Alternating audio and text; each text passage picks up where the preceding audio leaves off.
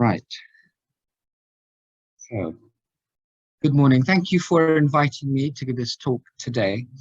I'm Robin, one of the members of the Prader-Willi Syndrome Association UK Research Working Group. I work as the chair, but I work with a fabulous team, including Anne Livesey and Flynn Castles. The purpose of my talk today is to give you an update on the landscape of Prader-Willi trials yesterday, today, and tomorrow. And then we'll lead into what's happening in the landscape coming across to the UK. I have a non-COVID cough, so I beg your pardon if my voice starts to go. Okay, so the main question you might ask is, why do we do clinical trials? And there are sort of two reasons that are special to Prader-Willi syndrome.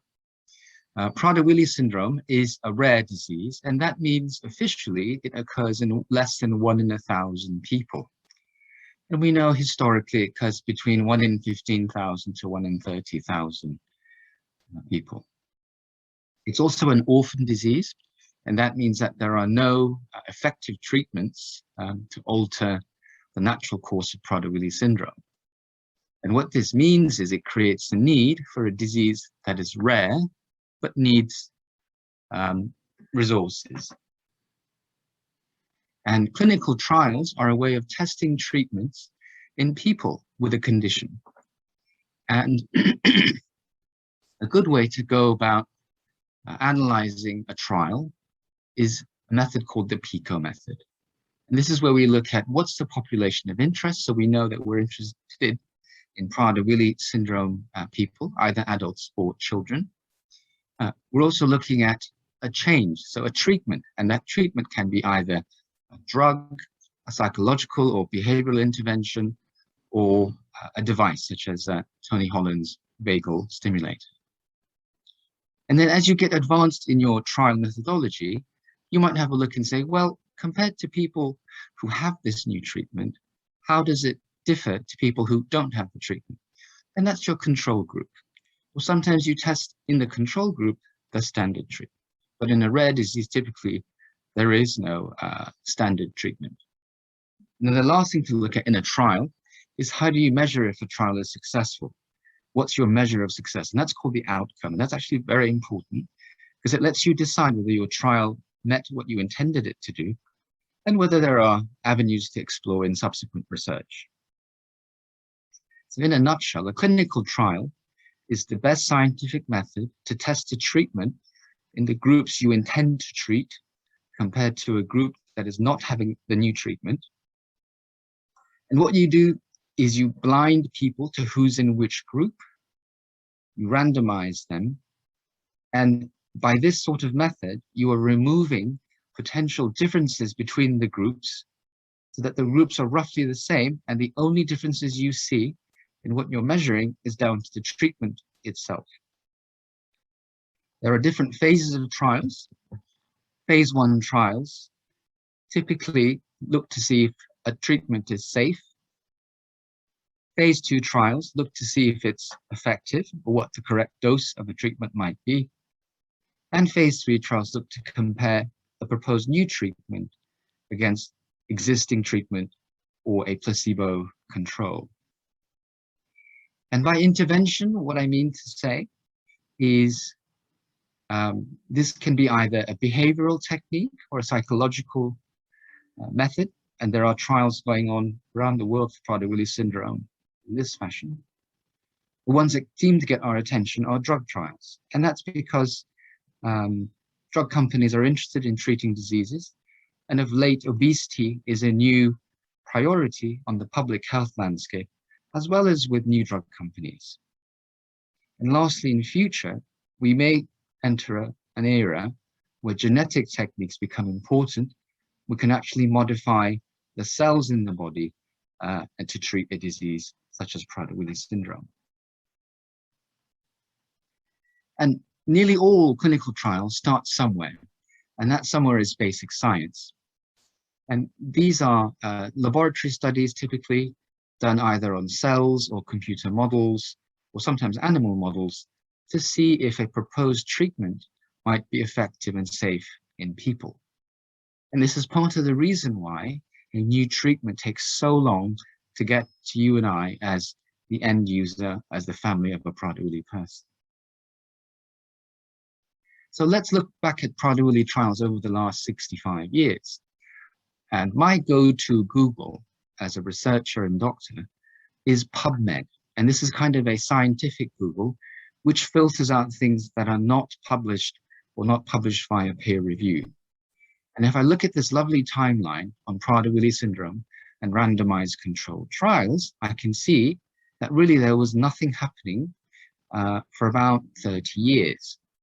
And in 1980, we had our first trial on Prader-Willi syndrome.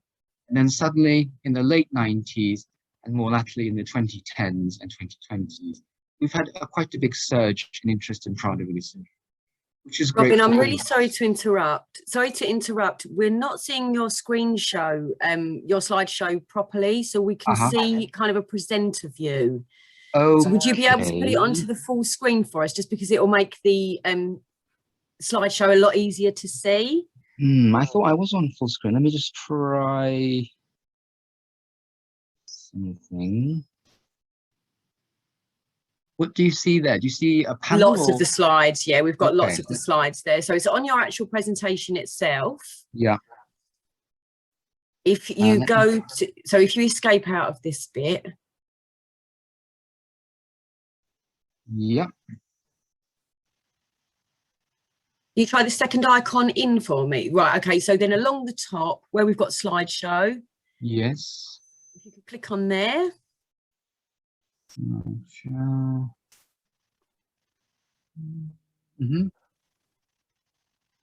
And see what options it brings up on where it says slideshow across the top of your bar.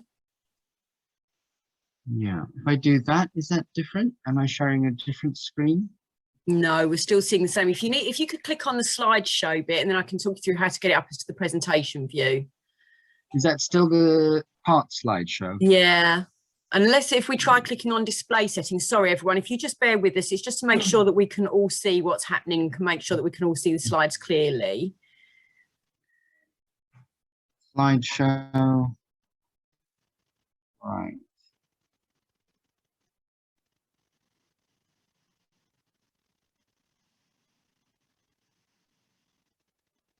You see where it says display settings at the top, Robin? I see. Yes. If we could click on there and see if there's any other options. Should I duplicate or should I swap presenter view and slideshow? Let's try duplicate first. Okay. Okay, yeah, that's it. Perfect. That's the one we want. Oops. There you stopped sharing altogether.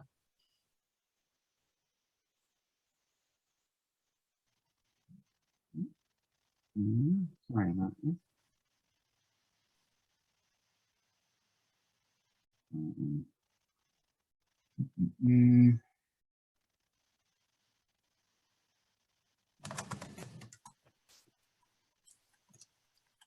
Is that back?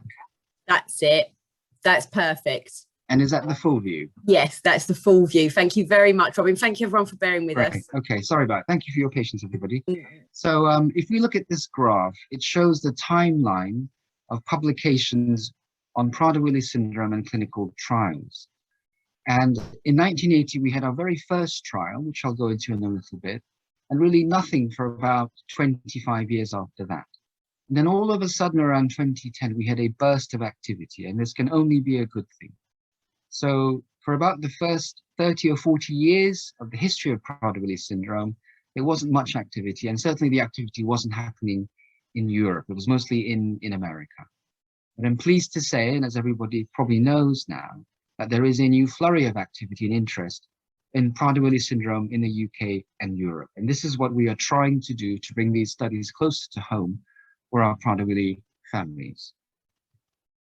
In 1980, the very first trial recorded on Prader-Willi syndrome tested a unique drug called naloxone, which is actually used to reverse the effects of a heroin or narcotic overdose in A&E or with the ambulance services. And it turned out that in anecdotal studies, it looked like this actually also reversed hunger symptoms in people as well. And the principle was that the brain pathways which control the pain and feelings of satiety related to opioids may be related to Prader-Willi syndrome and the dysfunction in the hypothalamus. However, it turned out in longer-term studies that although there was potentially a signal for less hunger, in a larger study, there was no difference in how much Prader-Willi people ate, only that they ate slower.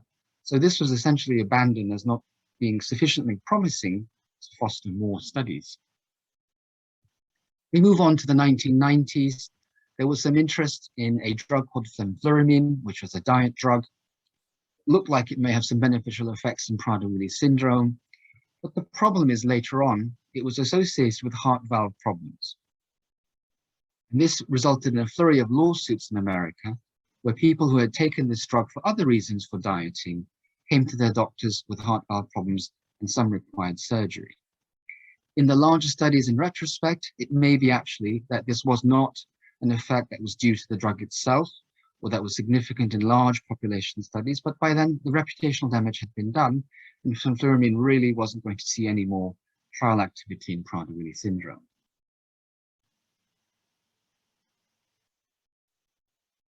Beyond 1987, we started to have activity regarding growth hormone, and having spoken to one of the families who was one of the early ones on growth hormone, she told me how revolutionary this was.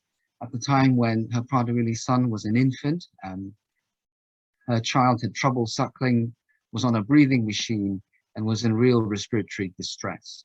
But after starting growth hormone, he was able to come off the machine and go home a few weeks later. So we know that early in the days of Prader-Willi syndrome and through to likely adulthood and beyond, growth hormone has a very beneficial effect. In the 2000s, we moved on to start of the modern era of Prader-Willi syndrome drug trials. We had exploration of some of the hunger hormones and whether standard treatments such as octreotide could control the hunger hormone, but in small studies, this didn't have any significant effect on weight or feeding behavior. We know that growth hormone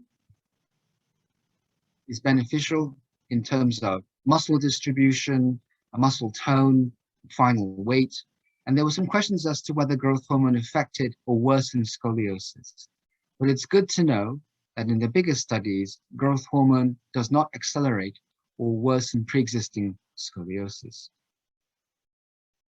Around 2010, we had a look at another type of drug called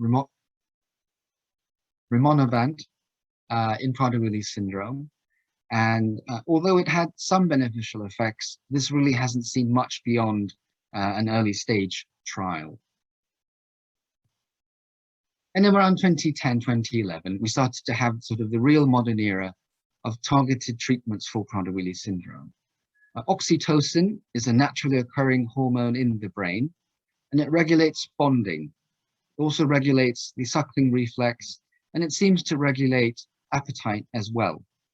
So in obese non-Prader-Willi people, studies have shown that oxytocin reduces meal intake. And in people with ASD or Asperger's or autism type syndromes, oxytocin also improves behavior. So this seemed like a natural pathway for Prader-Willi research. The early studies in infants were very promising. Mighty Tobe showed that if you gave Prader-Willi syndrome to newborn infants, their suckling reflexes improved and their social bonding was better. And there is some anecdotal evidence that these children who have now grown up today have fewer problems with hyperphagia.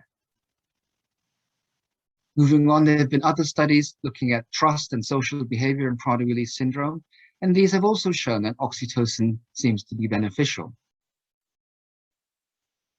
There are other studies looking at Prader-Willi syndrome in different age groups, and the Dutch study suggests that Prader-Willi syndrome people benefit more from oxytocin if they are pre-pubertal rather than if they are older. But again, this is a smaller study and we're not sure what the long-term implications are. And so some of the studies seem to show slightly conflicting results. And if you look at this study from Jennifer Miller a few years ago, what it showed is in a short study of 14 days, there was no real clear-cut improvement in behavior, clinical impression of Prader-Willi severity or food-seeking behavior, or other behavioral indices.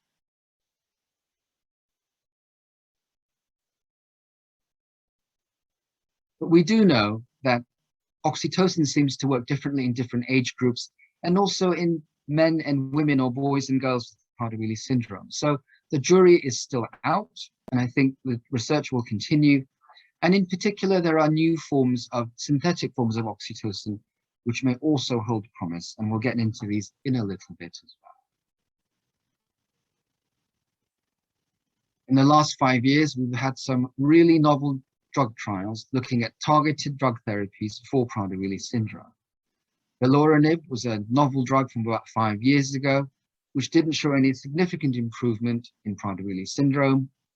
And we get into this other new era where we had trials that were coming to the UK as well as around the world. And the AZP531 trial was terminated early because it did not meet its specified outcomes for success. But again, it shows a move in the drugs and pharmaceutical industry to look at Prader-Willi syndrome as an intense research area, and to look at the UK as a really fertile ground for research recruitment for our Prader-Willi families. There is now a synthetic form of Carbetocin, which was redeveloped by a Prader-Willi mum in the US, Sarah Cotter, and she ran a trial with this, which may not have met its original endpoints, although it was promising in reducing food-seeking behavior, but may have actually shown that in the more severely affected Prader-Willi children, it has potential to improve behavior, although at a lower dose than originally specified. So there is work ongoing in this. They are pushing hard for licensing in the US, and often when a drug is licensed in the US, it is easier to get it licensed in the UK and the EU. So we will keep an eye on this space very closely. Again, in the last 2 years, we've had another drug trial come to the UK. Diazoxide is an older drug for controlling insulin and sugar balance in people with insulin problems, but it also turned out may have beneficial effects in food seeking and hunger. In the original diazoxide trial, the investigators showed that there is a difference in the hyperphagia questionnaire, or the degree of food seeking, in really the most affected Prader-Willi individuals. So on a broad group of all the Prader-Willi syndrome people in the study, there was no significant difference. So the study appeared to have not met its original endpoints or outcomes. But on further review, looking at the most severe Prader-Willi syndrome participants, it does look like there is a difference. And so their long-term study continues, and their efforts to seek drug regulator approval in the UK, in the US, in Europe continue. So we will keep you posted on this through the Prader-Willi syndrome website. There are also non-drug trials that are important. And the issue with drug trials is they take years and years to develop and come to fruition. So the average drug trial may take 5 or 10 years in development before the product becomes authorized for use to the patient population in any given country.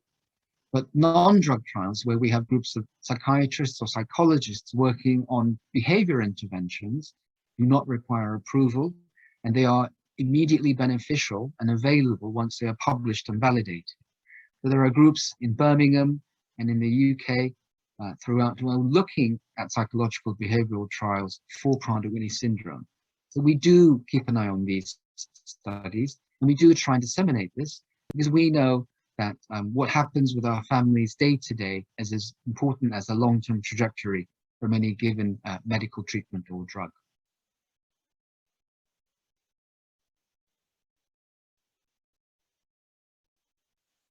Sort of the other side of research are the registry trials, and we know that although it's exciting to look at treatments, whether behavioral or drug treatments might work to help our Prader-Willi children, knowing more about our Prader-Willi families, our Prader-Willi population is also important.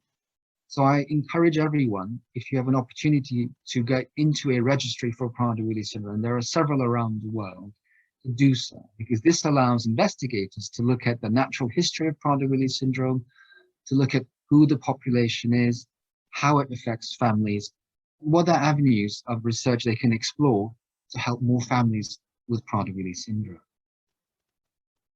And again, the aging in Prader-Willi syndrome research pathway that Susan mentioned is part of this as well. So let's look at what's on the horizon. If I borrow a page from the Foundation for Prader-Willi Syndrome Research in the US, there are three sort of headline-grabbing trials that are around currently. The first is a drug called Wakix or pitolisant, another drug called Guanfacine, and another drug or another group of drugs called cannabidiol or their variants. So Wakix is a drug that stimulates the body to be more wakeful, and this is used in people who have problems with daytime sleepiness or conditions such as cataplexy. This is a trial running in the US across 10 sites, so it's not coming to the UK, but it'll be interesting to see if this particular drug helps Prader-Willi people who have special problems with daytime sleepiness.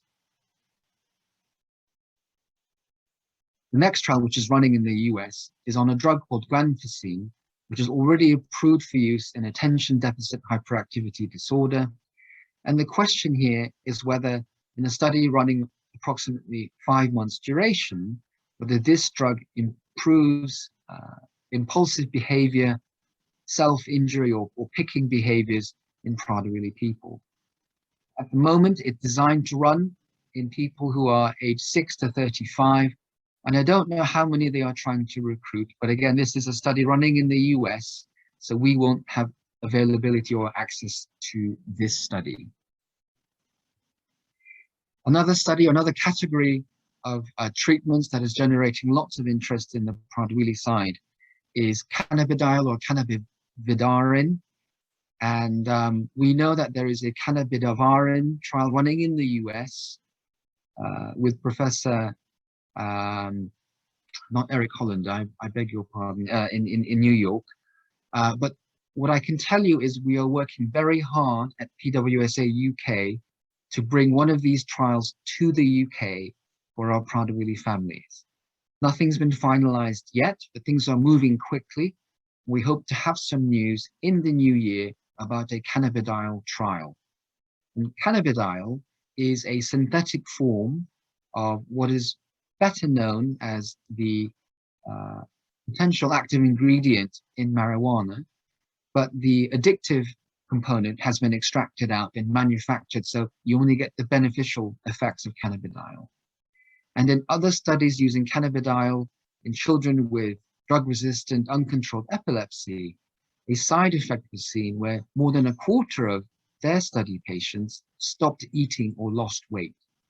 And so it was seen that this may be a powerful tablet or oral solution which may control excessive hunger and weight gain in Prader-Willi syndrome. So we are quite excited about this. This company is moving quickly, very forward, and we're very hopeful that this study will be coming to the UK for our Prader-Willi families.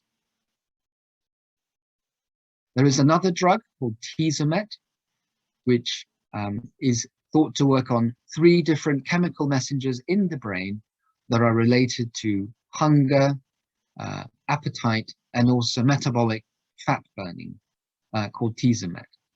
And we hope that this trial might come to the UK, although nothing is finalized at this point in time. So our message is there are trials running around the world, and the trials may be coming to the UK fairly soon.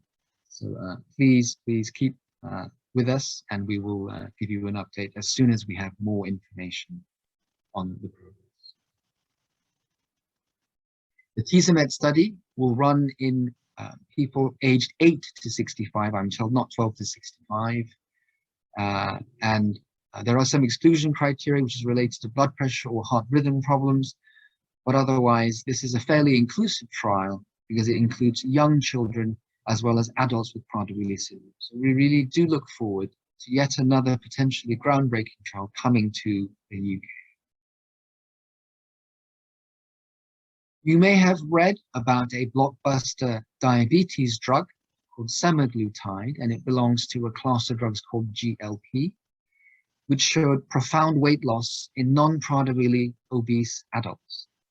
And this drug made big news last year because in a big study, it showed that people lost 15% of their body weight, and this was sustained for more than a year. And this was compared to people who didn't have the drug, but had diet and exercise regimens, and they only lost 2% of their body weight over a year. So that drug effect is quite profound. We know that there has been a small study using a similar drug called liraglutide in Prader-Willi syndrome. My understanding is some of our Prader-Willi UK trial investigators are looking at the data for this, and the results will be announced in the forthcoming year. So again, there may be another class of drugs which might help our Prader-Willi children with food seeking and weight gain. So my overall message to you is there's been a lot of activity, particularly in the last 10 years in Prader-Willi syndrome. There's a lot of interest by drug companies and other research organizations in Prader-Willi syndrome. This can only be a good thing. We know that public health priorities have now shifted, and beyond COVID, obesity is the next epidemic. And so, in a way, although Prader-Willi syndrome is a different kind of genetic obesity, I think our families can only stand to benefit if there is more interest in obesity in general. So I really hope that this trend of more studies continues going forward, and that there are more trials and more benefits to our families with Prader-Willi syndrome. You might ask, well, how long does it take, or why does it take so long to get these new treatments in from research studies? And the truth is it takes between 5 and 12 years for most drugs to go from conception to animal or basic science studies, to clinical trial, to approval stage where they can be prescribed to the population with a particular disease. But I do know that COVID has shown us and around the world that when the entire scientific and political community put their minds and resources together, you can actually shorten this time from, say, 5 to 10 years down to 1 or 2 years. So where there is a will, there is a way. And I'm hoping that the new priority emphasis on obesity as a public health epidemic can only benefit Prader-Willi syndrome and other trials in our disease. Remember that at PWSA UK, we are trying everything we can to bring more treatments to the UK for our families here. These treatments can be related to non-drug interventions as well as drug interventions, and also behavioral or other device type studies. So the future is bright. Keep posted with us on our website, and we will do our very best to bring more beneficial trials to the UK for you.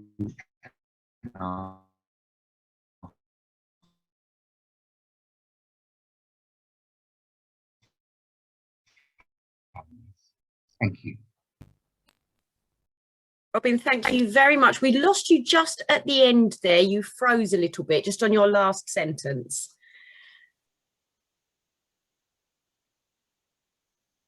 Oh, I'm not sure if you've got... Oh, there we go. Oh, bless Trials do take a long time, but I think where there's a will, there's a way. Absolutely. And COVID has shown us that this time can be shortened quite significantly. And I hope that the new public health emphasis on obesity as a pandemic, as an epidemic, certainly brings benefits for Prader-Willi research as well. And that we here at PWSA UK are working very hard to bring as many treatments to the UK for our families here. So please stay tuned, please